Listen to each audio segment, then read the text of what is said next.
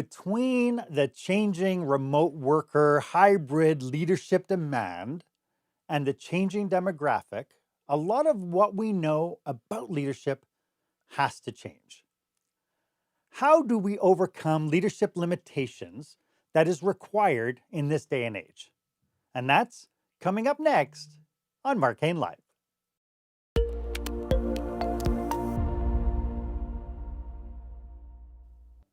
Welcome to this episode of Marc Haine Live. This is where small business owners and entrepreneurs pick up core skill sets to help them work on their business, not just in their business. I am your host, service expert, and master of experiences, Marc Haine, and today I am excited to welcome leadership expert and author Michelle Ray. She has just published a brand new book, Leading in Real Time, and we will be talking to her a little bit about what that means, and we'll get to that in just a moment. I want to adjust to the demands of our post-COVID generational leadership requirements. That is, other than tuning into this episode, I mean. Go ahead and share your experience on social media and make sure that you hashtag it, hashtag experience leadership. As I mentioned, my guest today is author, leadership expert, and sought-after keynote speaker, Michelle Ray. Michelle advocates the importance of developing leadership and accountability skills, regardless of one's title. She is committed to helping her clients in an array of industries create engaging workplaces, develop exceptional leaders, and implement practical strategies to help revitalize their culture. She is the author of Lead Yourself First, Indispensable Lessons in Business and in Life, and has just published her second book, really hot off the presses, Leading in Real Time, How to Drive Success in a Radically Changing World. Here's a little bit of a preview.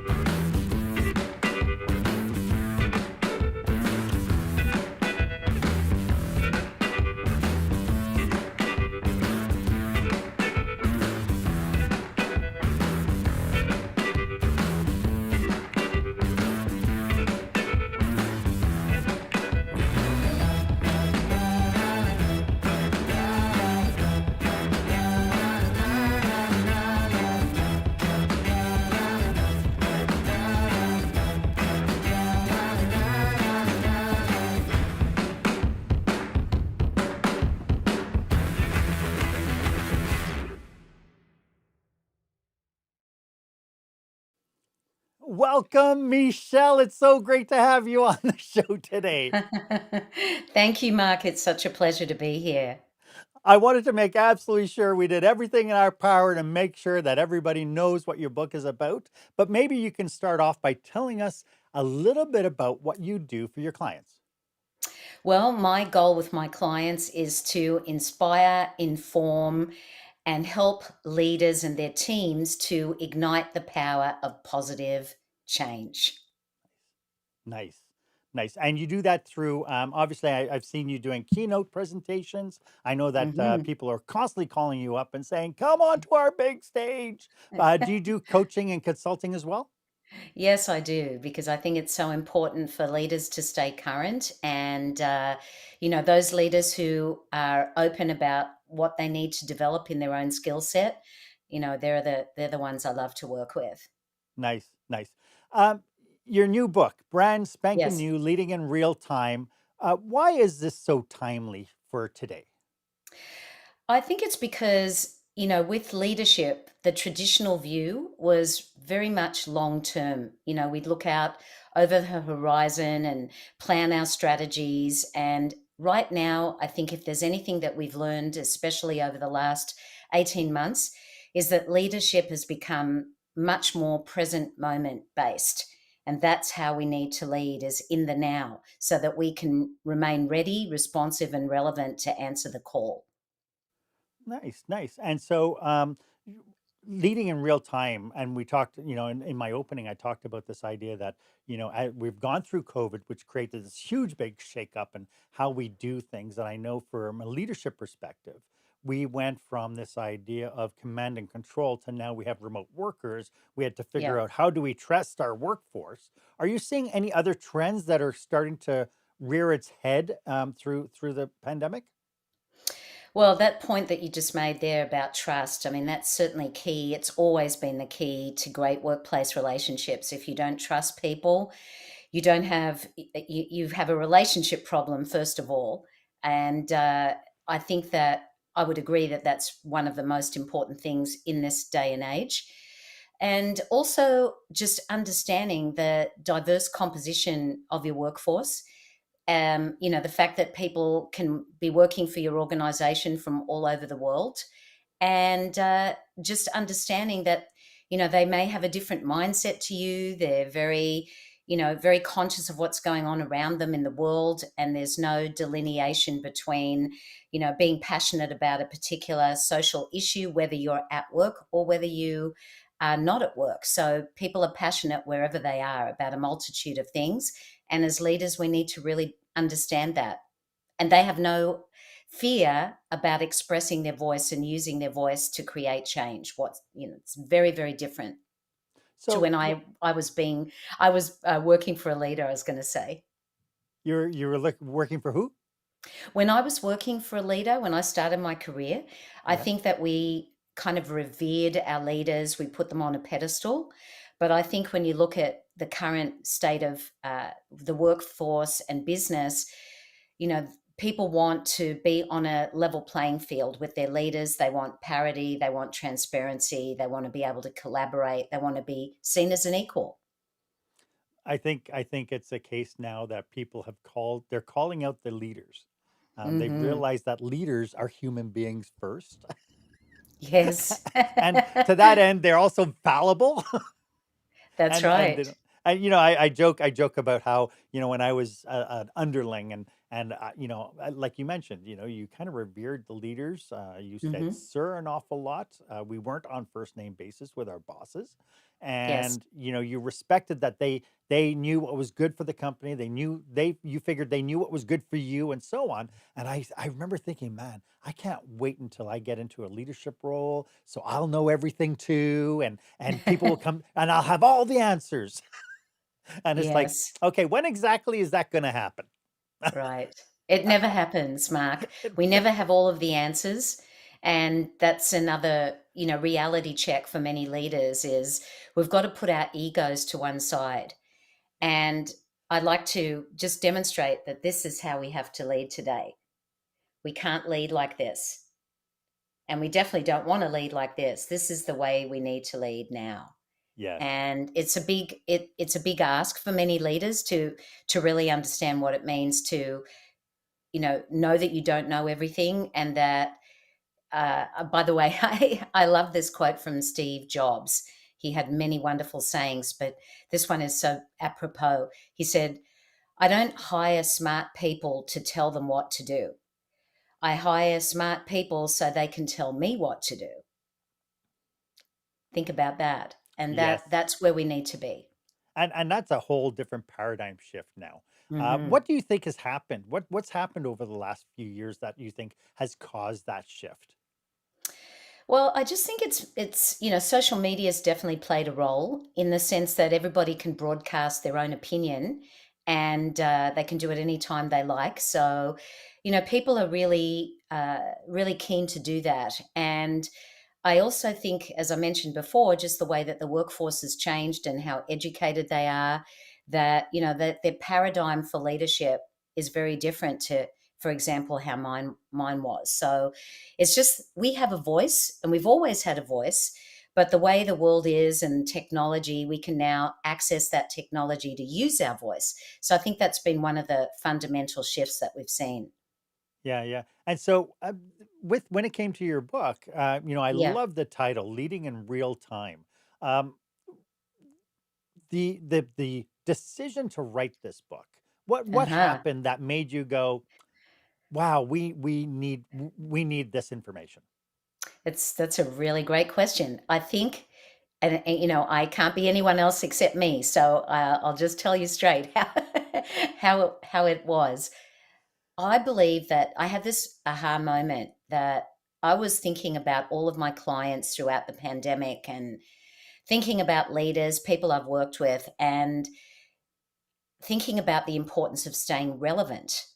And then I realized that that really does apply to me as well. So I was on a mission to help leaders to stay relevant with all the change that's happening around them, and how it was hitting me like a ton of bricks that, you know, I'm getting older too, and I've got to look at my style of how I go about my business. If I'm going to be relevant, we all made this huge shift learning technology very quickly. If we chose to do so, or we could sit in a time warp just waiting for everything to just kind of wash over us, which was never going to happen. So I could relate to what my own clients were dealing with, and then I felt compelled to bring that into my writing. That was a real motivator for me. Love it. Love it. And Mhm. it's absolutely true what they say is that when you sit down and start writing a book, it's because there's a message inside of you that's just got to get out. Yes, that's right. I That's right. I'd like to get into some essential traits of real-time leaders, and we'll get to Mhm. that right after this. When the spotlight shines on your business, are customers applauding or yawning? In other words, how is your business performing? Make your business a star with the new book, Lights, Camera, Action, Business Operational Excellence Through the Lens of Live Theater by Marc Haine. Marc uses his business and acting experience to help you see your business like a live show so you can create a performance your customers will never forget. Buy Lights, Camera, Action today at your favorite online retailer or directly at markhaine.com. Welcome back. I am speaking with leadership expert and author of Leading in Real Time, Madame Michelle Ray. Michelle, when it Oh, comes to Mark. when it comes to those kind of new to leadership, we have, before we connected, we talked a little bit about how the majority of people don't get trained in leadership, and Absolutely true. people who get promoted into positions get promoted because maybe they were a great performer, and people thought, hey, you know what, John, you're such a good welder. Why don't you become a shop foreman and you can teach everybody else how to do it? And then they become a leader and then they flounder. What myths do new leaders need to overcome today? Well, I think, first of all, just understanding that leadership is not about your title. And, that's a lot of what I talk about in my first book, Lead Yourself First, that leadership is really more about your character. And I think that people get very excited when they get promoted into a leadership role or they take on a leadership role. And you have to really be clear about why you choose to become a leader. And it's fascinating when you talk to leaders about why they made that decision. And quite honestly, a lot of leaders chose to become leaders because, there's a big promotion attached to it, higher remuneration. But really, there has to be way more to it if you are going to be successful. And first and foremost, you have to really love people, because no matter how high tech our world becomes, you've got to know how to connect and relate to other people. So that's why it doesn't really matter what your title on your business card might say. It's all about who you are that matters the most to your workforce and your team. I love that. And I love this idea that you have to love people. And it's almost like you have to love people almost a little bit more than you love yourself. Well, that's very true because, I once had a leader, and I wrote about this in my book, who once came up to me after a presentation and said, "Well, Michelle, what if I don't like people?" And it's like, well, tell me more about that. And then he started explaining to me it wasn't that he didn't really like people. It was just that he was uncomfortable in being in a leadership role. And as you said a moment ago, people don't get any training. And he'd been thrown into this role when he was used to working on his own, going about his job, and didn't understand that there's a completely different set of skills that you need to lead people, as opposed to working with your technology or whatever it might be, whatever you're doing in your day-to-day job. completely different set of skills. Yes, yes. And Hmm. in your book, you talk about eight essential traits that real-time leaders must have. Could we delve into some of those? What are some of the traits that people should be kind of looking out for as they become Well, leaders? absolutely. And this is a challenging one. Authenticity, and I could probably tie that into transparency as well. For some leaders, they don't know how far to go. Like, how much do you reveal about yourself? And as you also just said a moment ago, people just want to know that you're real, and they want to know that you're human and that you're relatable. And so, for some people, being authentic, well, I might say, well, if I'm my real self, maybe that isn't the most attractive thing, but that's not necessarily what I mean. You've got to be the best version of you, and people will be drawn to you that way when you are honest about making mistakes, honest about your own journey, and also admitting when you don't know. That's a very attractive thing, and it's even more so today. More so today. Uh, you hit the nail on the head. This idea that we don't have all the answers. Like I can't Hmm. tell you the very first time that I went into, I just started working at a new hotel, and I was on contract, and I started going through, and we had a problem, and I went to the staff, and this is the first time that they heard a leader say, "You know what? Maybe you need to help me solve this problem because I don't have all the answers." And they went, "Oh, you're the Yeah, boss. What do you that's it. mean?" Right? And all of a sudden, it's like all of a sudden there was the shock. There was the everybody was scared of the fact that Yeah, here's a boss who just admitted he doesn't have all the answers. But then the empowerment came through that we created a culture that we're all in this together and that we can help exactly. solve these problems. And I think one of the things that really is important is to, in addition to knowing that you don't have all the answers, is to know how to really tap into yourself and have the self-awareness. Now, I know it sounds very cliche, but one of the things I address early on in my book is the fact that, leaders are so fixated on, how are we going to drive change? How are we going to get people to buy into change? How are we going to keep up? How are we going to stay ahead of our competitors? And I say right at the beginning that the real issue isn't looking for the answers to all of those things. The real issue is understanding that it's the fixed mindset mentality that is at the root of all problems. So we need to know how to move our mindset from fixed to flexible before anything is going to change. So people don't necessarily have that awareness of their own biases, whether I'm talking about gender, whether I'm talking about culture, and how those interfere with the way that they run their team, their business.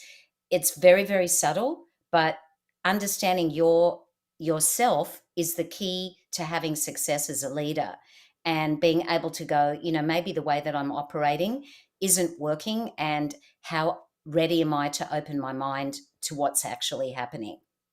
Yeah. Are there any tools for somebody to be able to shake themselves out of that? Because I've talked to a Mm, lot of leaders before who they have a certain way of doing things. I've been running my business for 22 years, right? And they kind of physically put themselves or emotionally put themselves into a box, but they don't think that anything's wrong with them. yeah. Well, first of all, as I just said, I think the key is having the awareness. And then the second part of that would be having the willingness to admit what is working and what isn't. If you don't have those two things, no matter what ideas I might suggest, because I'm a big proponent of leadership development, because your leadership strategy is just as important as your business strategy. So if you don't have that strategy to grow and educate yourself, and have that awareness that, that's first and foremost the key, then nothing much is going to change. So I think that's important. The other way that you can start to change yourself is to make sure that you connect with other people and connect with your team and ask them for their ideas, their suggestions, their input. And you'll be amazed at what you can learn Mhm. from them. And obviously, when they look good, you will look good too. Yeah, and I like this idea that, we've had episodes where we talked about mentorship and coaching, where we solicit somebody from the outside in, and there's also Hmm. organizations like Vistage in the States and Tech Canada here in Canada, where people can go face to face with their peers, and Yes. from that point on as well, you start creating a new benchmark on being able to open yourself up and have people who are at your level turn around and say, maybe you need to give your head a shake. Well, there are definitely aspects. I mean, if hard skills, soft skills, I'm not even a big fan of the word soft skills, Mark, because I think they're the essential skills. So, for example, another trait of being a real time leader is being an outstanding communicator. I mean, that's no surprise. And your interpersonal skills, again, more important than ever, is the ability to connect. And it is amazing to me how many leaders always like there's this default to, I don't have time, I've got so many things to do. Well, we all do. But the most important thing that you can do is to know how to connect with people and to make time for people. And that can save you a lot of heartache. It can help you with retaining great people. There are many benefits to making time for people, and that should be at the top of your agenda. And stop worrying about the minutia and get in front of people and connect with them. And that to me makes the world of difference. Sure. Yeah. Yeah. I've seen that time and time again where, the corner Hmm. office, I think the corner office now is pretty much a dead space. Where Yes. people just say, I'm just going to sit in my office and just do my thing from this corner office and rule from the roost.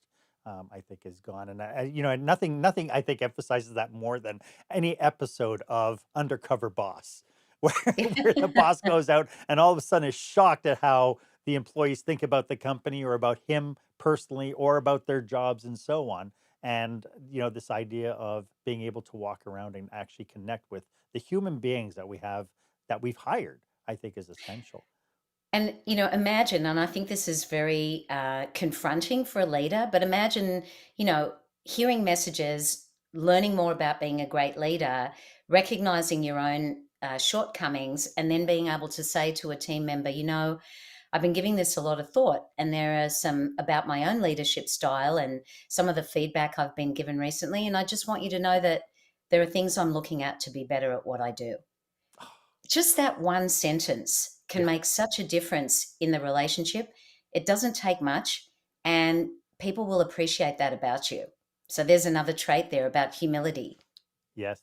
That gave me goosebumps as you were saying that. And I have a Mm. sneaking suspicion anybody watching this will also go, "Oh my goodness, that's powerful." This is amazing. Could you let people know how they can get in touch with you? Anybody who's watching this who says, "Oh my goodness, this is a gal that I need in my corner." How can they get hold of you?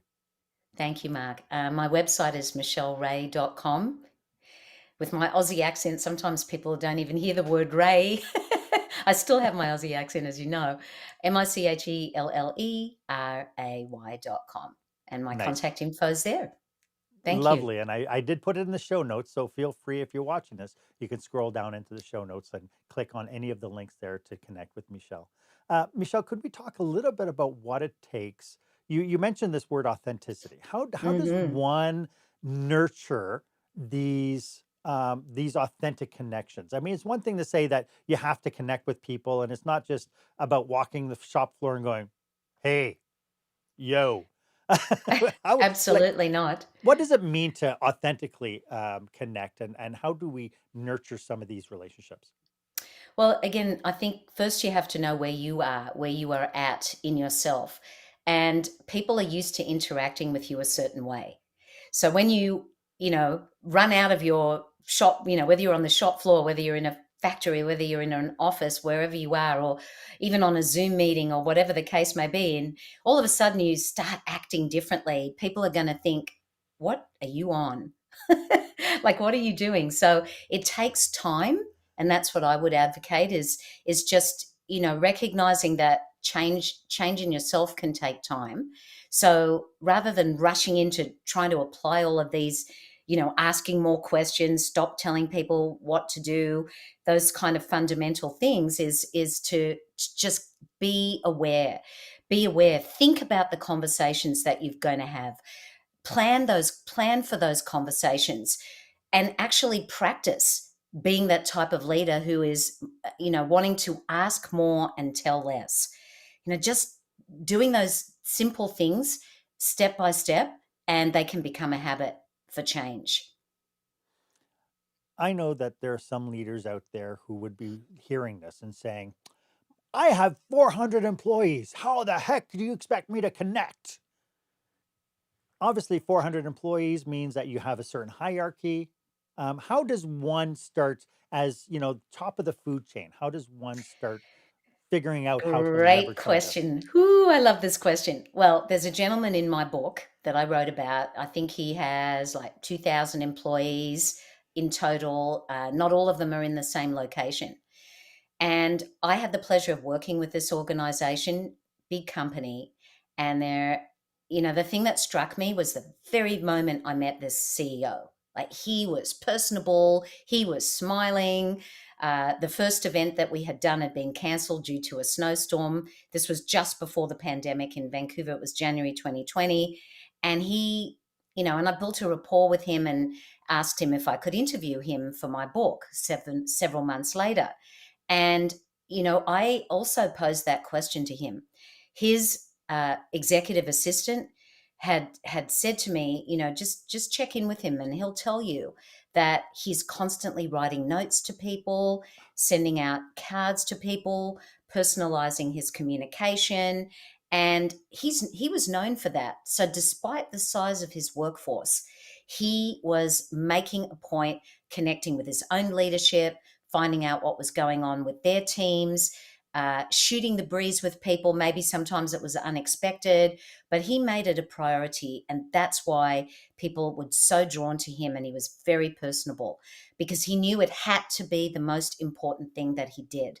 This is a company with very low turnover, highly unionized environment. And he was just brilliant at building those relationships, one relationship at a time. It just goes to show that the intentionality is more than your business strategic plan. Yes, and And without their support, he couldn't have a successful strategic plan. yeah, And that's why he was so brilliant and making a huge shift when the pandemic hit. Obviously, like many companies, they had to change direction to survive. So, he had a great team and they supported him and he supported them. did he ever tell you about what he did in order to adapt to the COVID-19? Like, how did he leverage his team, or how did the team step up? I think it was, yes, he did. And I think it was just more about their approach to, maintaining their client base and looking actually for new opportunities. When you mentioned at the outset about digital transformation or transformation and being ready for that, Hmm. that was already part of their plan. And so what they recognized that they needed to do was accelerate how they were going to bring that about. They already obviously had been successful in what they were doing using digital, making digital transformation a priority, but they also looked for new opportunities where they could do business differently because they were prepared. And that was part of their shift. So, again, another lesson learned for many organizations. As I said, a lot of them not ready and don't have a clue about how to go about it. Yes, Even though yes. we're well into the fourth industrial revolution, and we've been that way for 5 or 6 years now, as it's called, the fourth industrial revolution. So interesting, isn't it?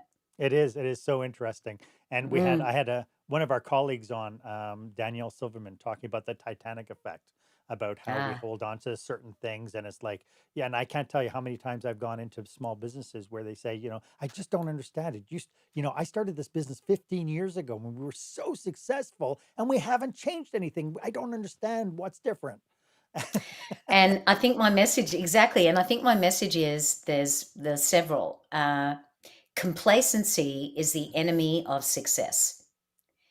And if you aren't ready to shift, then you risk irrelevance.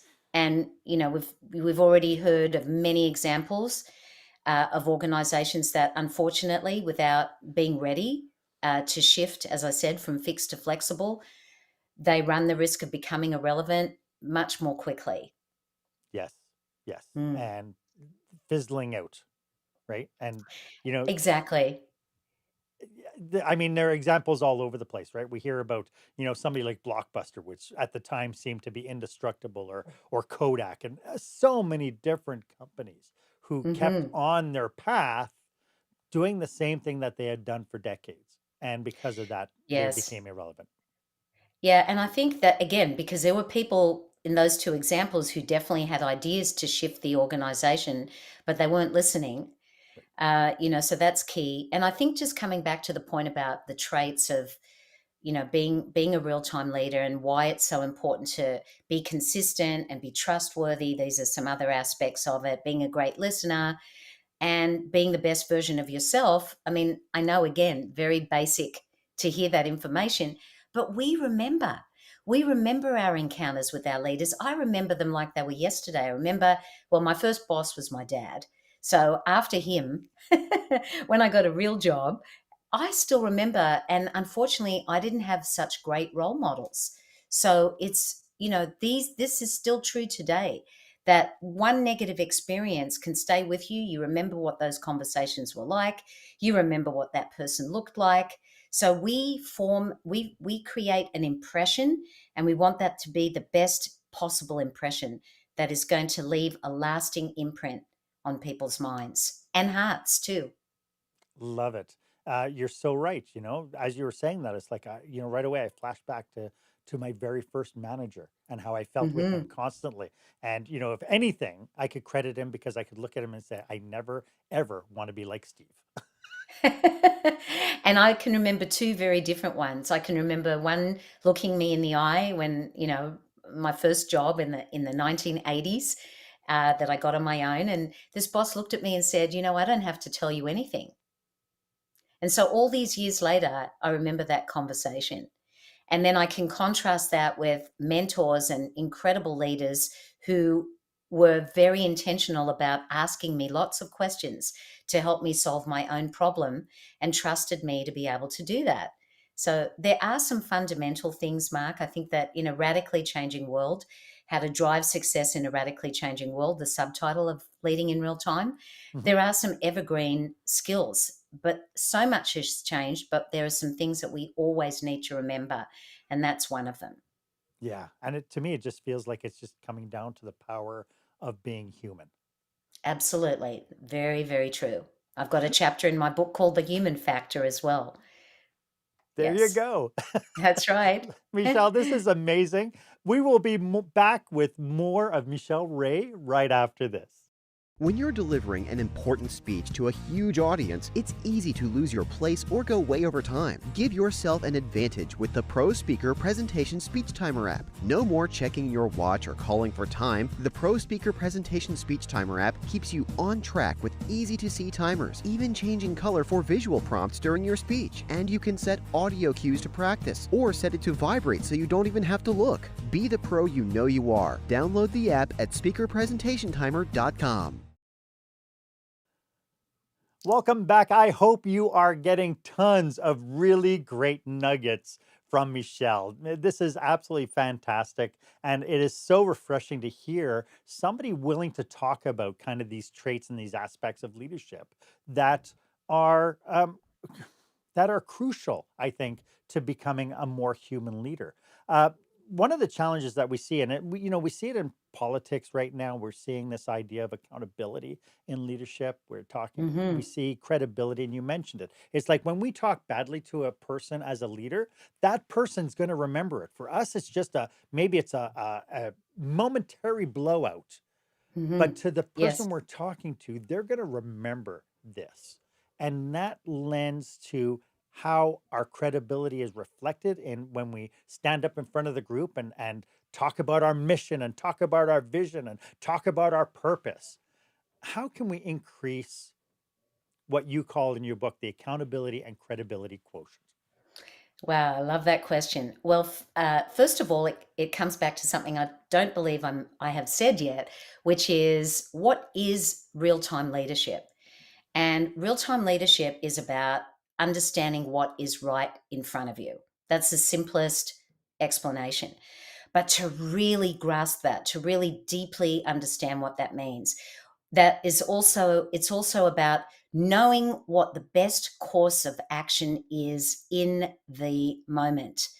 So let me give you an example of increasing your accountability and your credibility quotient.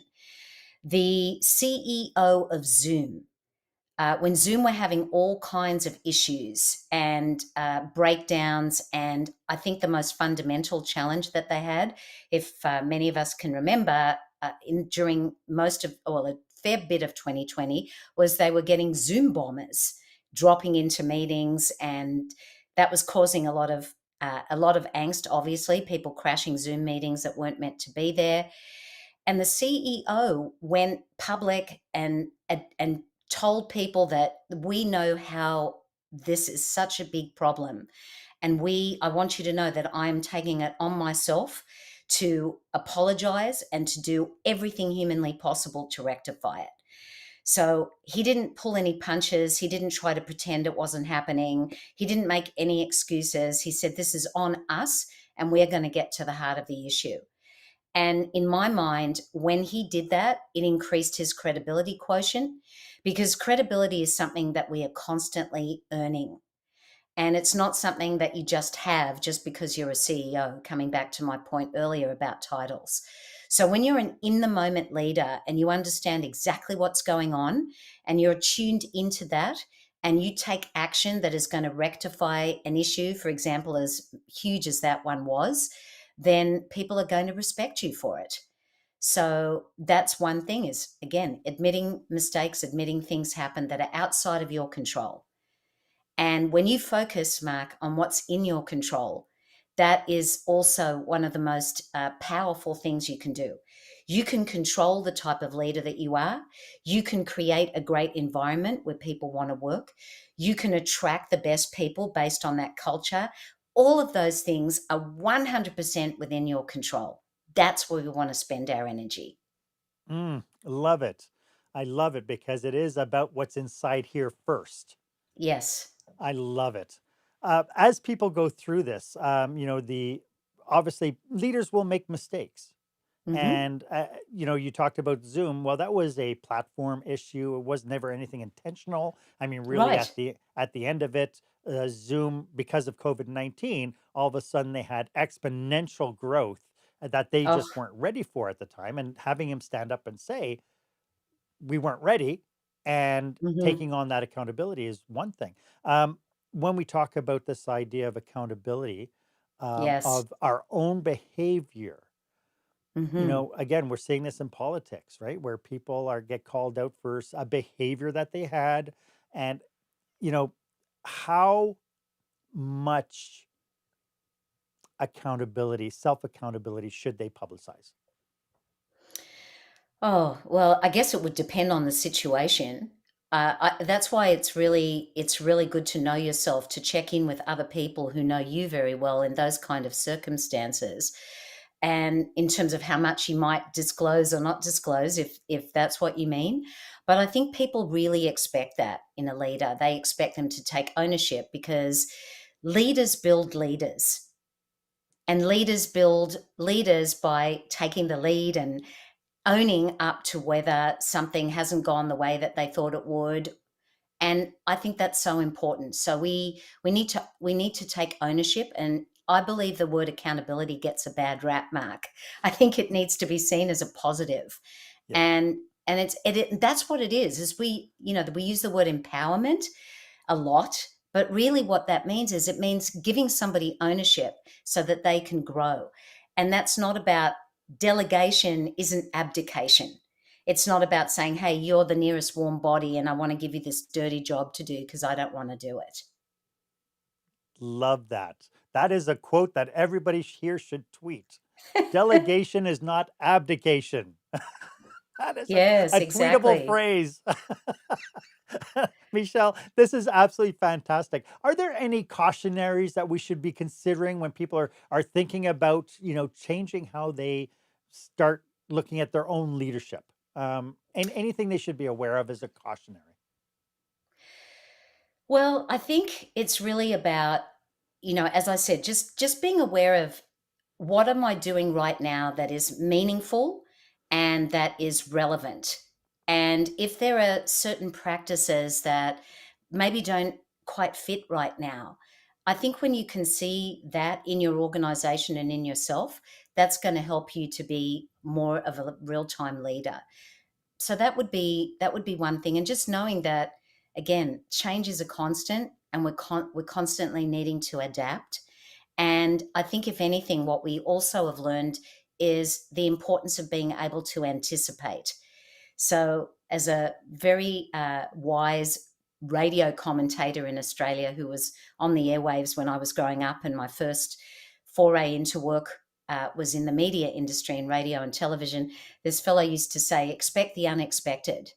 So, anticipating is a really great trait to hone, rather than being that follower. Being ahead of the curve, so to speak, is being able to anticipate as much as possible.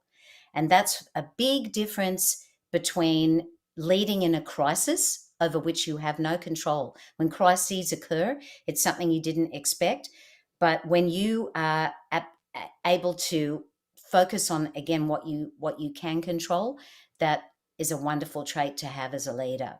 Anticipate as much as possible, be to stay ahead of the game. And I think COVID-19 has taught us that now anything is possible. Yes. And I describe it as the moment where, and I mention this in my book too, Mark, the present and the future collided. There you go. Wow. And all we've Uh, got is now. yeah, and all we have is now. As we That's why wrap we up, need to lead in real time. as we wrap up, do you have any last thoughts? Wow. Last thoughts. I'm very passionate about helping people to respond to new realities. And when we are ready to respond, it means that we are ready to answer the call. And in the words of the famous fellow who is still the executive producer of Saturday Night Live, Lorne Michaels once said, "We don't start the show because we're ready. We start the show because it's 11:30." Wow. There you go. Michelle, this has been so fabulous. I am so thankful that we could have our time together. I know how incredibly busy you are since the launch of your book, and I cannot thank you enough for making time for us today. Such a pleasure, Mark.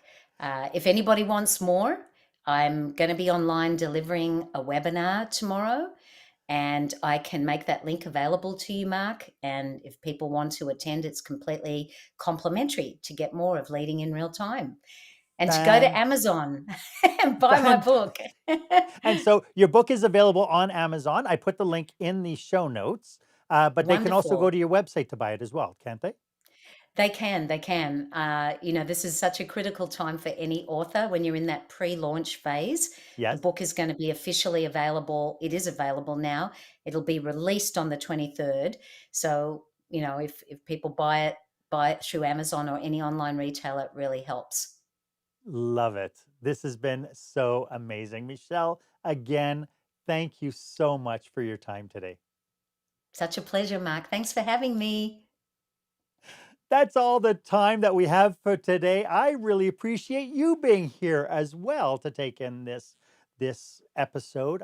Michelle's passion, knowledge, and expertise are by far what makes her stand out. As always, my offer stands. If you would like a complimentary 30-minute brainstorming session with you and your team, please feel free to book yourself on my online calendar. The link is down below. It's the one that's marked meetme.so/Marc Haine. As always, I am at your service. And if you haven't done so yet, why don't you go ahead and subscribe to our feed? And keep in mind that the Audacious Leaders Summit is coming up in November. Put that in your calendar, and you can go to the audaciousleadersummit.com to get some more information. It has been my pleasure to bring you this episode. It has been my absolute pleasure to host Michelle Ray on some of fabulous, fabulous stuff that she's all about. My name is Marc Haine. I hope you stay safe, stay healthy, and dare to be the exception.